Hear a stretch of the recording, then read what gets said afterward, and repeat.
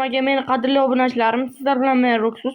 Bu menga g'alati bo'lishi mumkin skinim.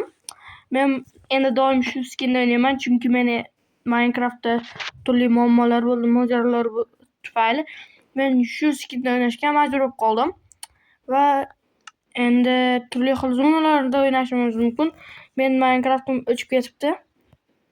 Qaytadan tortdim. Shuning uchun mening eski o'ynagan sizlarga qadrli zonalarim o'chib ketgan.